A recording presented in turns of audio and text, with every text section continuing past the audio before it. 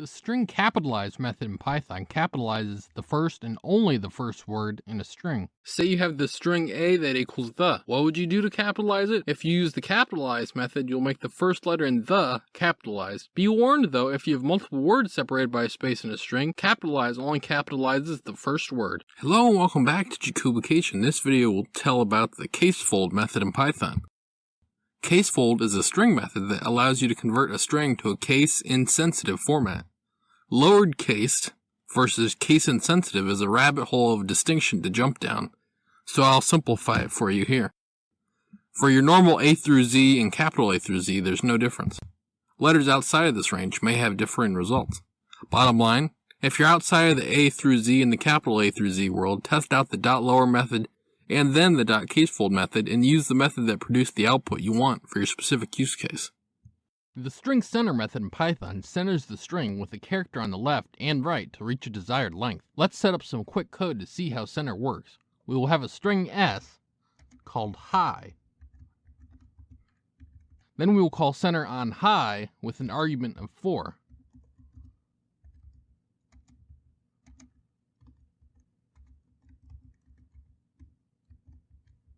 Meaning we want the string high to reach a length of 4. Let's run it and see what happens. You see the printout here. High has reached a length of 4, and it reached the length of 4 by having one space character added to either side. It turns out, when you pass in no character to center, space is the character your string is centered with. Alright, what happens if we pass in a length less than or equal to the length of the string? Let's pass in 0 to center to see what happens. Nothing happened. When you pass in a length less than or equal to the length of the string, the original string is returned. Okay, back to numbers greater than the length of the string. Let's pass in 3 and ty to center. This gives you an error. If you remember back to the space example from the beginning, high was surrounded on both sides by spaces. Center only accepts a single character to be the fill character. One last thing, what happens if the fill character cannot be spread around the original string evenly? For example, we only allow high to reach the length of 3 and make the fill character t. This one's a bit difficult to remember. If the original string starts out with an even number length, the uneven character is placed to the left. Let's do an example to see the other case. Let's have the string be dog, have it reach a length of 4, and make the fill character O. This will make the string doggo.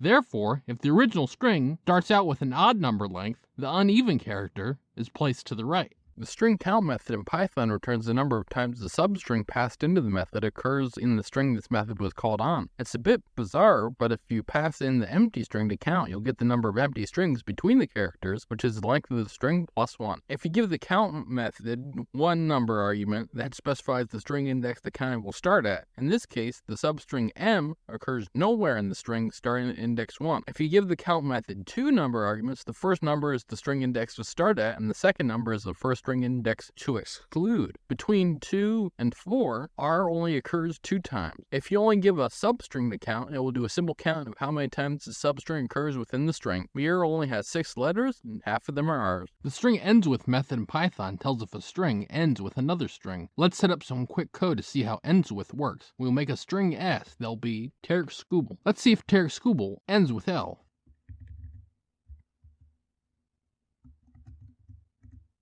Executable does end with L, so endswith returns true. Let's see if executable ends with L, or AL, or P. In this case, endswith has also returned true. When you pass in a tuple of strings to endswith, the initial string only has to end with one of the strings in the tuple to return true. Okay, now we'll check if executable ends with ball, starting at index 9. It does, as endswith returns true. I don't want to prolong this video by counting string indices one by one, so trust me that ball starts at exactly the 9th index of executable, meaning within the specified range that you gave endswith, this being from index 9 to the end of the string, executable does end with ball. To take this example further, we will see if executable ends with ball, but start at index 10. It does not, as endswith returns false. This is saying, within the range of index 10 to the end of the string, skubal does not end with ball. Finally, I won't do a whole other example for this, but you can pass in two numbers to endswith to provide a starting and then a stopping index to look for the desired ending string. But, like Python's normal trickiness with bounds, the ending index is not included in this case. For example, passing in 0 and 2 starts at 0 and ends at 1. In Python, the string expandtabs method converts any and all tab characters within a string to a certain number of spaces. The tabs get converted to 8 spaces if you specify no tab size. One thing to note, there is a such thing as a vertical tab that is represented as \v. It is a relic of older computers and expand tabs does nothing to it. Here you have hi, I'm Paul with tabs separating the words. You expand the tabs into 2 spaces by specifying tab size to be 2. You see as much when you print it out after you've called expand tabs on it. The string find method in Python returns the index the substring you're looking for starts at. One note, only use the find method if you need to find the index the substring occurs at. You can use in to determine whether or not a substring occurs within a string. If the substring you're looking for doesn't occur within the string, then -1 is returned. If you give one numeric argument, that's the index to start the search at. There are no L's in ligma starting at index 1, so -1 is returned. If you give 2 numeric arguments, the second numeric argument is the first index to exclude from the search. There's no G in ligma when you search at only index 1. If the substring is indeed there, the index it starts at will be returned. Format map is a string method in Python that helps you put placeholders in your strings to be filled in later. If you've seen the string format method, the format map method is very similar. If you've seen passing in keyword arguments to format, then format map is extremely similar. Let's set up some quick code to see how format map works. We will have a string S that is, hi, I'm placeholder character left curly brace N1 right curly brace. Are you placeholder character left curly brace N2 right curly brace ? Now, when you call format map, instead of using keyword arguments, you pass in just a regular dictionary where what you pass in the placeholder characters are the keys and the values are what you want substituted into your string. So in this case, you will pass to format map a dictionary containing the string N1 mapped to the string Paul and the string N2 mapped to the string Joe. When you call format map, you will see that your output string is, hi, I'm Paul. Are you Joe? Format is a string method in Python that helps you put placeholders in your strings to be filled in later. Let's set up some quick code to see how format works. We will have a string S that is, hi, comma, I'm placeholder character, left and right curly brace, period. Are you placeholder character, left and right curly brace, ? When we call format, we will pass in the string Paul as the first argument, and the string Joe as the second argument. Let's call format and see what happens. As you see here, the arguments to format were inserted in sequential order into the placeholder characters, meaning the first argument was placed in the first placeholder slot and the second argument was placed in the second placeholder slot. If you want to, you can change this default behavior format. The way passing in a variable amount of arguments to a function in Python works is these arguments are stored in a tuple called args. The element at index 0 of args is the string Paul, and the element at index 1 of args is the string Joe. The indices are the very way you change the behavior of format. If you go back into your string S and put a 1 in the first placeholder character and a 0 in the second placeholder character, the indices of the argument stay the same. So this flips the order of the strings in the printout. You'll see as much when we call format. The output string now reads, hi, I'm Joe. Are you Paul? One last thing for now, that being keyword arguments. Unlike all the business in the last example with the order being important, we can replace the 1 with the keyword N1 and replace the 0 with the keyword N2. Keyword arguments deserve a totally different video. In format, if you write that the keyword N1 equals the string Paul, and write that the keyword N2 equals the string Joe, then call format, you will see the printout is the same as from the first example, that being, hi, I'm Paul. Or are you Joe? Hello, welcome back to Cubication. Today you're going to learn about the string index function in Python. Str.index, 3 arguments, 2 of which are optional. The substring, the optional index to start at, and the optional index to end at. A value error is raised if the substring isn't found. Specifying a start and end, s equals hello world, s.index, lo, start at 4, end at the end of the string. This will raise a value error because lo starts at index 3. The happy path, s equals hello world, s.index lo, this will return 3 because that's where LO starts. Hello and welcome back to decubication. Today we're going to learn about the string method isalnum. Returns true if all characters are letters or digits, meaning whitespace and symbols are disallowed. Don't be fooled by the letters. There's not 2 L's because it means is alphanumeric, not is all numbers. The string isAlpha method in Python returns true if all characters in the string are letters. Let's set up some quick code to see how isAlpha works. We will have a string S that contains ABC. Then we'll call isAlpha on S. S contains all letters, so isAlpha returns true. Okay, let's put just a single space in S. If we call isAlpha again, because S contains a single character that is not a letter, isAlpha returns false. Finally, isAlpha is not just limited to English characters. If we change S into a string containing just the German S, then call isAlpha, isAlpha returns true. The isascii method returns true if every character in the string is on the ASCII table. For a character to be on the ASCII table, its ORD value has to be between 0 and 127. Isascii needs at least one character to return true, so the empty string returns false. When you have a non-ASCII string like the German S, isascii returns false. Finally, if you have a string that only has ASCII characters, then isascii will return true. Hello and welcome back to decubication. This video will tell all about the isdecimal method in Python. It's a string method that returns whether or not a string represents a decimal number. Rules: string must contain all decimal digits. String must contain at least one character. The empty string isdecimal is false because that doesn't have at least one character. T00t.isdecimal, that's false because it has letters in it. Beef.isdecimal is false because there's no way to specify that this is hexadecimal. And finally, 1776.isdecimal is true because that's a string that represents a decimal number.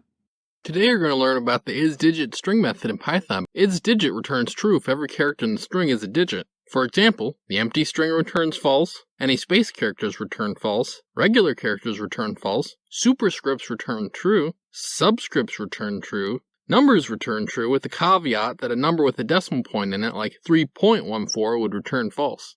Hello and welcome back to decubication. This video will cover how to use the isIdentifier method in Python. IsIdentifier is a string method that tells whether a string is a valid identifier. Identifier rules: can be of any length, can contain digits, underscores, uppercase and lowercase letters, cannot start with a digit, cannot contain symbols that aren't the underscore. 32 underscore is cool. .isIdentifier is false because it starts with a number. Parentheses 3 plus 5 parentheses, that is identifier, that's false as well because it has the plus sign in the parentheses in there. And finally, cool underscore is 32, that is identifier is true because it has an underscore and numbers, but they're not at the start, and no symbols that aren't out of the invalid range. Hello and welcome back to decubication. Today we're going to talk about the isnumeric method in Python. It needs at least one character, so the empty string of isnumeric is false. It can't contain letters, so 123a.isnumeric is false. And this is the happy path, 123.isnumeric, and that's true because that is numeric. The isprintable string method in Python returns true if every character in the string you're working with is able to be printed and seen. There is one exception to this rule that I'll mention later. The empty string is defined to be printable. The tab character and new line character you see are not printable. The space character is printable, and this is the exception from earlier. Even though you can't see the space, it is defined to be a printable character. Hello and welcome back to decubication. Today we're going to learn about the isspace method in Python. It's a string method that tells you whether or not a string is a whitespace character. Members of this collection of strings: the space itself, \t the horizontal tab, \v the vertical tab, \r the carriage return, \f feed, \n the new line. Practically speaking, it's a rarity to see carriage return or feed show up in code. You have this code. This is not a space, that is space. That's false because there's words in there. Empty string, that is space. That's false because the empty string isn't a space. And then you have space, tab, new line, space, that is space. And that's true because all of those are members of the group of space characters. Hello, welcome back to Jakubication. Today we're going to talk about isTitle in Python. IsTitle is a string method that returns whether or not a string is title cased. Title cased means that lowercase characters only follow uppercase characters. Lowercase a.isTitle, that's false because the lowercase character isn't coming after any uppercase characters. Just capital A.isTitle, that's true because it's only a uppercase letter, no lowercase letters come before it. The empty string.isTitle is false because you need at least one character, and bookofbooks.isTitle is true because the lowercase letters only come after a capital letter. The isLower string method in Python returns true if there is at least one case character and all case characters are lowercase. The isupper string method in Python returns true if there is at least one case character and all case characters are uppercase. In the case of the empty string, it has no characters, so isupper and islower return false. Here, A, B, and C are all lowercase and the dash is uncased, so islower returns true. The next A, B, and C are all uppercase and the plus signs are uncased, so isupper returns true. To join strings in Python, you can use the string join method. It brings together multiple strings from a container. How it works is a bit kooky. You see this list A with the letters A through C. You can call join on the empty string and then pass in the list A. This results in the string A, B, C with no spaces between the letters. This is the result that happens because the string you call this method on is the string that is put between every character in the container. In this case, the empty string was put between every element in the list. The string ljust method in Python right fills a string with a character to reach a desired length. Let's set up some quick code to see how ljust works. We'll have a string s called hi.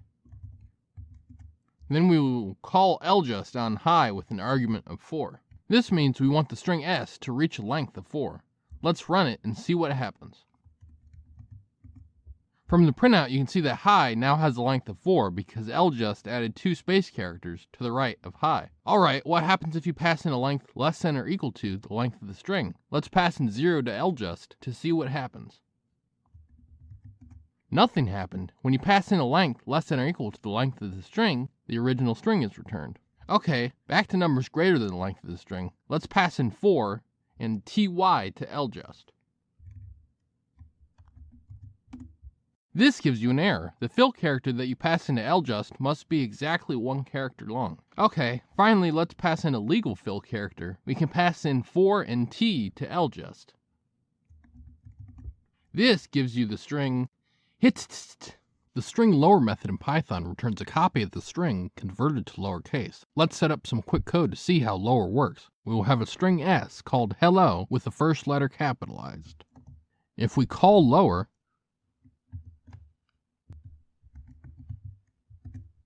we will see that lower returns the string hello in all lowercase. The other example you're probably wondering about is what happens in the case of strings where the case is not applicable, like numbers and symbols. So we will change s to hold 1, 2, 3, 4, 5, space, exclamation point.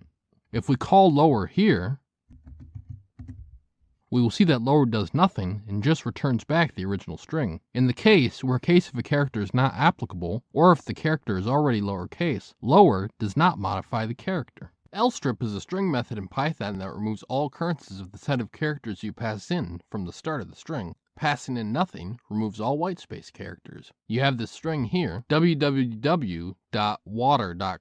Do you know what happens if you call lstrip with www. What it doesn't do is return water.com. That's how the set of characters from the definition I gave you earlier comes into play. You gave lstrip the set of characters dot and 3 w's. So it starts at the start, goes, is w there? Yes. Remove all of them from the start. Is dot there? Yes. Remove it. Is w there? Yes. Remove it. Ultimately, when you call lstrip on this, all you get back is otter.com. If you want to literally just remove the string www from the start of this string, you can use the removeprefix method. Maketrans is a string method that returns a translation table that you won't care about on its own, but is a useful intermediate step when working with the other string method, translate, For these examples, let's say our end goal is to uwooify the string translator. To properly uwooify the string translator, we need to convert both r's to a w and the l to a w. If you pass in only one argument to make trans, it needs to be a dictionary where it makes the most sense to map the original characters to the new characters, meaning map the characters you want changed to their new character. Given that, the proper thing to pass in to make trans to fit our end goal would be a dictionary that maps the string r to the string w and the string l to the string w. If you pass in two arguments to make trans, it needs to be two strings of exactly the same length. These two strings will work like a pseudo dictionary, where it is like the character at index 0 in the first string is almost mapped to the character at index 0 in the second string. So, to achieve proper uwooification with two arguments, you would pass in the string rl, then the string ww, to make trans. Unless someone can comment a galaxy brain solution that I'm not thinking about at the moment, I don't think there's a way to use maketrans's 3-argument functionality to achieve our end goal. But, for the sake of completeness, maketrans's third argument is a string that specifies the set of characters to be essentially deleted in the end result. So, for our sake, I will just pass in the empty string to make trans, as no strings need to be deleted. Partition in Python splits up a string into the part before a separator string, the separator string itself, and the part after the separator string. Here, if you partition hello on the E, you get a tuple with the string H, then the string E, finally the string LLO. If you partition on the letter at the end of the string representing the part after the separator character will be empty. Similarly, if you partition on the letter at the start of the string representing the part before the separator character will be empty. If you partition with a string that appears more than once, the first occurrence of the string is selected, so partitioning on L will get you a tuple with the string he, then the string L, finally the string lo. Finally, if you partition with a string that doesn't appear in the string, you'll get a tuple where the first element is the entire string, and the other two elements are empty strings. Removeprefix is a string method in Python that removes the prefix provided in the method or does nothing if the prefix is not found. You have a string that's www.water.com. The first thing to know is how removeprefix differs from lstrip, which you're probably already familiar with. If you just call removeprefix with w and put that result back into s, it will not be equal to .water.com. Removeprefix only removes the w passed in, not every occurrence of w at the start of the string. Another thing to be aware of is doing something like calling removeprefix with an argument of w dot. In lstrip land, that would return water.com because it removes every occurrence of w and dot that occurs at the start of the string. Removeprefix works with the argument you pass in as is, though. Since w and then a dot never occur side by side in the string, removeprefix just returns back the same full string without changing a thing. Here's just a regular example. You start out with the string cran and remove the prefix cr. This ends up returning aeon, proving once and for all that the cran people are wrong. Removesuffix is a string method in Python that removes the suffix provided in the method or does nothing if the suffix is not found. Here you have the string boo. The first thing to know is how removesuffix differs from rstrip, which you're probably already familiar with. If you pass in a single o to removesuffix, it will only remove the one o and end up with the string b. That being different than rstrip, where passing in a single o would only leave you with b. Here's another example. If you remove the suffix k from broke, you're left with just bro. You can replace a character in a string in Python by using the string replace method. For example, if you have this string translator, you can call replace on it and pass in r and w. Then you replace every r in translator with a w, which ends up being translator. In Python, the string rfind method finds the last index of a certain string within another string. Say you have the string llama and you're doing rfind to search for the letter q within llama. Since llama has no q, rfind would return -1. Staying on llama, what happens if you're searching for a string that occurs multiple times within the same string?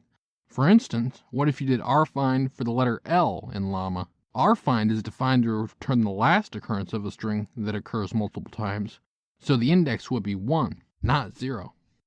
So what happens if you just search a regular string like ma in llama? Ma only occurs once, so rfind simply returns the index ma starts at, that being 3. you can provide an index to start the search at within the string. If you did rfind on llama and search for the letter L again, but you specified the starting index to be 2, then the index will be -1. This is because L occurs nowhere from the second index in the string onwards. Finally, in rfind, you can supply a starting index and the first index to exclude. You could bring back llama one last time and do rfind for the letter A, starting at index 0, going up to but not including index 4. That index will be index 2. Even though rfind returns the last occurrence of the string within the range of 0 to 3, A only occurs once at index 2. In Python, the string rIndex method finds the last index of a certain string within another string. Say you have the string llama and you're doing rIndex to search for the letter Q within llama. Since llama has no Q, rIndex would throw a value error. Staying on llama, what happens if you're searching for a string that occurs multiple times within the same string? For instance, what if you did rIndex for the letter L in llama? RIndex is defined to return the last occurrence of a string that occurs multiple times, so the index will be 1, not 0. So what happens if you just search a regular string like ma in llama? Ma only occurs once, so rIndex simply returns the index ma starts at, that being 3. You can provide an index to start the search at within the string. If you did rIndex on llama and searched for the letter L again, but you specified the starting index to be 2, that would throw a value error. This is because L occurs nowhere from the second index in the string onwards. Finally, in rIndex, you can supply a starting index and the first index to exclude. You could bring back llama one last time and do rIndex for the letter A, starting at index 0, going up 2 but not including index 4. That index would be index 2. Even though rIndex returns the last occurrence of the string, within the range of 0 to 3, A only occurs once at index 2. The string rjust method in Python left fills the string with a character to reach a desired length. Let's set up some quick code to see how rjust works. We will have a string s called hi. Then we will call rjust on hi with an argument of 4.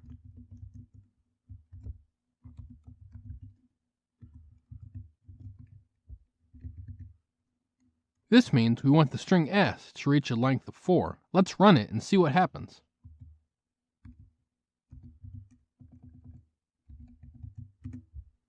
From the printout, you can see that hi now has a length of 4 because rjust added 2 space characters to the left of hi. Alright, what happens if you pass in a length less than or equal to the length of the string? Let's pass in 0 to rjust and see what happens.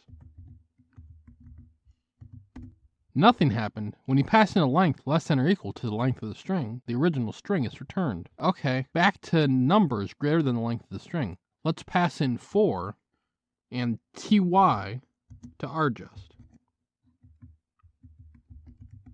This gives you an error. The fill character that you pass into rjust must be exactly 1 character long. Okay, finally let's pass in a legal fill character. We can pass in 4 and t to rjust. This gives you the string tt hi. The rpartition in Python splits up a string into the part before a separator string, the separator string itself, and the part after the separator string. Here, if you rpartition hello on the e, you get a tuple with the string h, then the string e, finally the string lll. If you rpartition the letter at the end of the string representing the part after the separator character will be empty. Similarly, if you rpartition on the letter at the start of the string representing the part before the separator character will be empty. If you rpartition with a string that appears more than once, the last occurrence of the string is selected, so rpartitioning on L will get you a tuple with the string hel, the string L, finally the string O. Finally, if you rpartition with a string that doesn't appear in the string, you get a tuple where the last element is the entire string, and the other 2 elements are empty strings. I'll really surprise you on this one. rsplit in Python separates a string into a list of strings based on a specific string. By default, rsplit separates a string based on any space characters. For instance, you could do h with 2 spaces and then the I, and rsplit will give you back a string of h and then I. If you pass in a character, then you can separate a string based on characters other than spaces. Take this phone number, 42069. If you pass in a dash to rsplit, then it will separate the phone number into 2 strings, those being the 420 before the dash and the 69 after the dash. Separate from rsplit but still important, because you can't achieve it with rsplit. If you just want to separate this string hello into a list of its characters, then you would have to pass the string hello into the list constructor. Finally, we get to the big difference between rsplit and split, that being how they handle the optional second argument, that being the number of splits.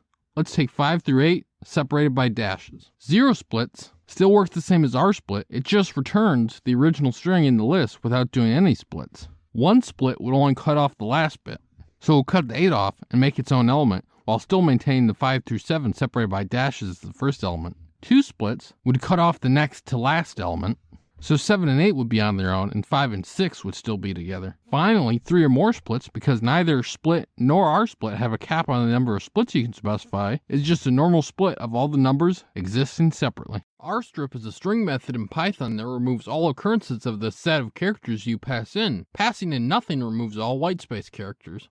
You have the string here, www.tent.net. Do you know what happens if you call rstrip with .net?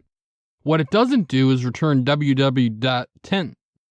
That's how the set of characters from the definition I gave you earlier comes into play. You gave rstrip the set of characters .n, e, and t.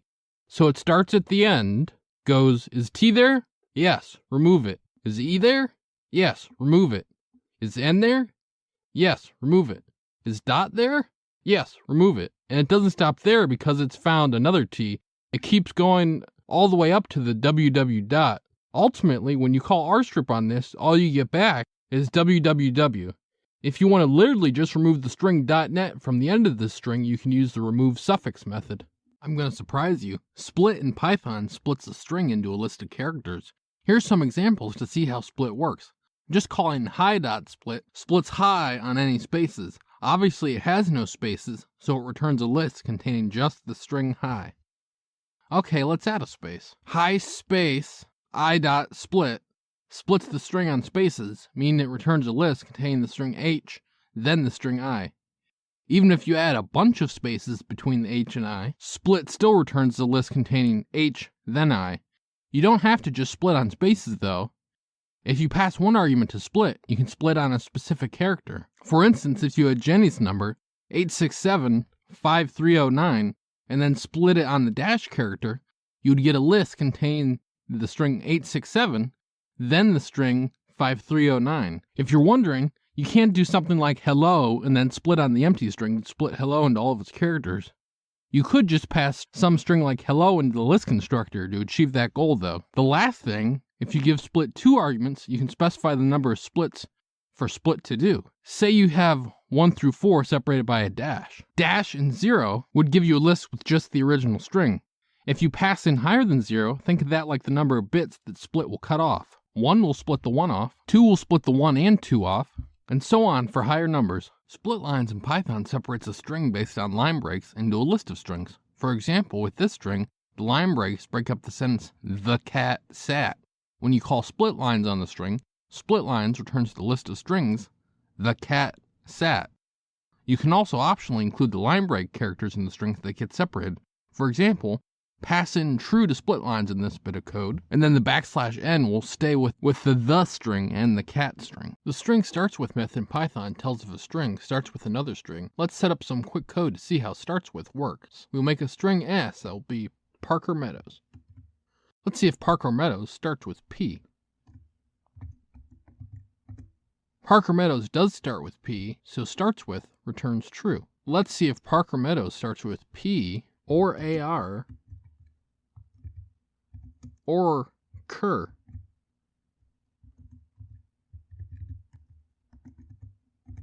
In this case, startswith has also returned true. When you pass in a tuple of strings to start with, the initial string only has to start with one of the strings in the tuple to return true. Okay, now we'll check if Parker Meadows starts with par, starting at index 0. It does, as startswith returns true, meaning within the specified range that you gave startswith, this being from index 0 to the end of the string, Parker Meadows does start with par. To take this example further, we'll see if Parker Meadows start with par, but start at index 1. It does not, as startswith returns false. This is saying, within the range of index 1 to the end of the string, Parker Meadows does not start with par. Finally, I won't do a whole other example for this, but you can pass in 2 numbers to startswith to provide a starting and then a stopping index to look for the desired starting string. But, like Python's normal trickiness with bounds, the ending index is not included in this case. For example, passing in 0 and 2 starts at 0 and ends at 1. The strip string method in Python removes characters from both sides of the string the method is called on. By default, strip removes any space characters from both sides of the string. That means strip removes stuff like regular spaces, tab characters, and new line characters, as well as other space characters. If you specify a character, that removes every occurrence of that character from both sides of the string. In this case, potato sandwiched with Q's becomes just potato. If you specify multiple characters to strip, the result becomes quite interesting. When you use multiple characters, the string you pass in is looked at as a set of characters. In this case, every Q and P is removed from both sides of this string. What it doesn't do is look for every occurrence of the string QP together. Another consequence of the argument to strip being a set is that changing this argument to PQ would do nothing to change strip's effect on the string. It just matters that the characters are there, not the order they appear in. Swapcase in Python is a Python string method that changes every lowercase character to uppercase and every uppercase character to lowercase. Given that, I have a bit of a pop quiz for you. True or false, swapcase always returns the original string if called twice. The answer, which might surprise you, ends up being false. Stick around till the end to find out why. Swapcase returns a new string instance, so if you want to modify this a string variable that holds high to be uppercase, you'd have to do a equals a.swapcase. You'd do the same thing if high was all uppercase to lowercase it. You'd simply do a equals a.swapcase. Back to that pop quiz, it seems illogical that calling swapcase on this uppercase high twice wouldn't result in it being all caps high. You'd be right, that is illogical. The key word in that pop quiz was always. Most of the time, calling swapcase twice does result in the original string, but sometimes it doesn't. Take, for example, the German sharp S. Python considers the German sharp S to be lowercase, so swapcase makes the sharp S uppercase. But in this casing process, the sharp S just gets converted to 2 capital S's. Meaning, in this case, once you've converted a sharp S out of its original form of swapcase, there's no way to get it back. I'm sure this is true with other letters in other languages, but I'm not bilingual, so I couldn't tell you. The string title method in Python returns a copy of the string, title cased. Let's set up some quick code to see how title works. First, let's have a string s that is the title of this video. Python string title in all lowercase. If we call title on the title of this video,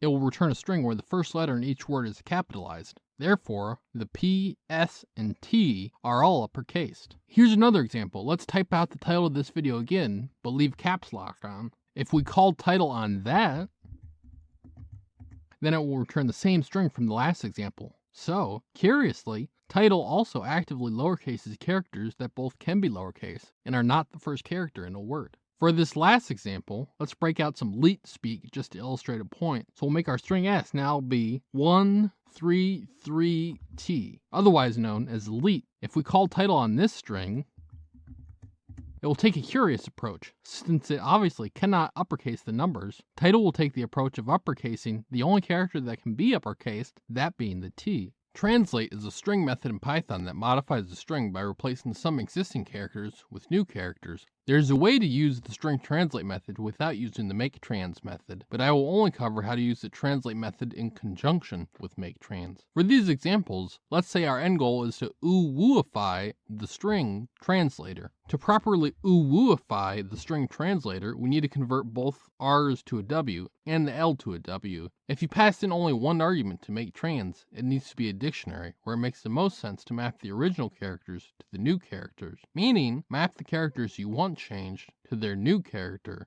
Given that, the proper thing to pass into maketrans to fit our end goal would be a dictionary that maps the string r to the string w and the string l to the string w. So, given that our initial string is translator, if we call translate on the string and pass in the output of maketrans to translate, let's see what happens. You can see here we have officially uwuified our original string. If you pass in 2 arguments to make trans, it needs to be 2 strings of exactly the same length. These 2 strings will work like a pseudo dictionary, where it is like the character index 0 in the first string is almost mapped to the character at index 0 in the second string. So, to achieve proper uwuification with 2 arguments, you would pass in the string rl, then the string ww to make trans.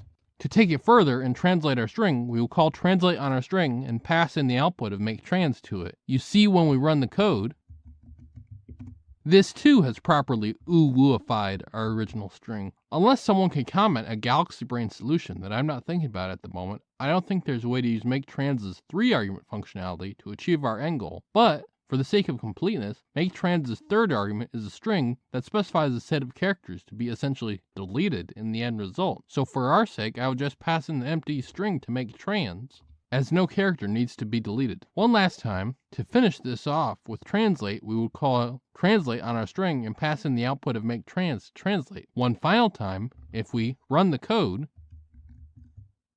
we will see that we have once again achieved proper uwuification of our string. The string upper method in Python returns a copy of the string converted to uppercase. Let's set up some quick code to see how upper works. We will have a string s called hello in all lowercase. If we call upper, we will see that upper returns the string hello in all uppercase. The other example you're probably wondering about is what happens in the case of strings where the case is not applicable, like numbers and symbols. So we will change s to hold 1, 2, 3, 4, 5 space exclamation point. If we call upper here, we will see that upper does nothing and just returns back the original string. In the case where case of a character is not applicable, or if the character is already uppercase, upper does not modify the character. Hello and welcome back to Decubication. Today we're going to talk about zfill. It's a string method that left fills the string with the string 0 to reach a certain length. abc.zfill3. The string doesn't change if the string is already the provided length. Also, the string doesn't change if it's bigger than the provided length, so abc.zfill2, abc has 3 characters, so there's no change. And finally, your normal case, lol.zfill5, it will left fill lol with 2 zeros to make it a string of length 5, and then it'll end up being 0, 0, lol.